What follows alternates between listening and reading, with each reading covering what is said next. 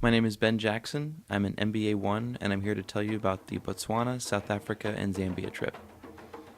We began our trip in Johannesburg at the carnivore restaurant where we feasted on zebra, crocodile, and other exotic meats. We met Jill Marcus, the chair of the ABSA group and a member of the ANC, former finance minister, and had a great lunch at Sasol where we met their CFO, Christine Ramon. And after that, we got to tour the big stadium that they're building for the World Cup in 2010.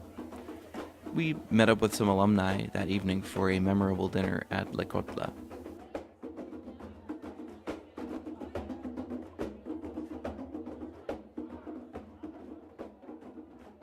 My name is Kavita Khurana, and I'm an MBA 1. The real highlight of the trip for many of us was a visit to Kliptown, a community in Soweto. We didn't know what to expect getting out of the bus, walking along dirt roads and into tiny houses made of corrugated metal. But the students at Kliptown Youth Program welcomed us with open arms. They put on a dance show just for us, and we had a great time interacting with the kids and with the adults who ran the program. Our tour guide Talani, who's from Kliptown, said, "Do not pity us, for we are rich in spirit."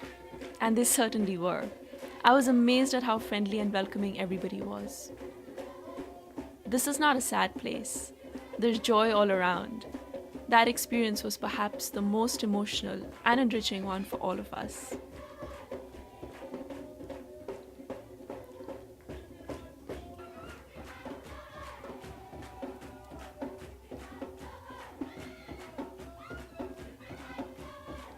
Later that day, we visited the Apartheid Museum and the Hector Peterson Memorial, which gave us a chilling reminder of South Africa's recent past. We had dinner with 10 students from African Leadership Academy, who are basically the rising stars of the continent. We had a great time talking to these students and hearing their stories, and we'll definitely keep in touch with them.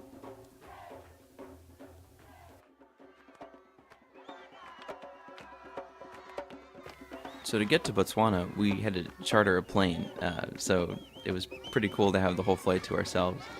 Our first stop was at De Beers, Botswana, where we met their CEO, Sheila Kama, and took a high-security tour of their diamond sorting facility.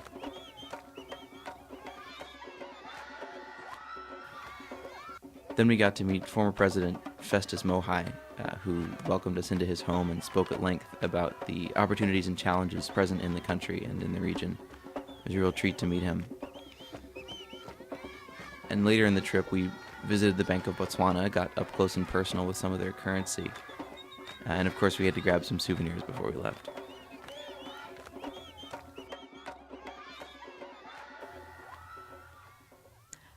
After all that, we were excited to begin a new phase of our study trip. Not one, but 2 safaris. On the river, we saw crocodiles, hippos, and a family of elephants spraying each other. Just being with one another on that cruise and enjoying that peacefulness of the water brought us a lot closer together. The next day, we got up early for another safari, this one on land. We saw impalas, Cape buffaloes, elephants, lions, giraffes, and yes, we even got to see some dung beetles too.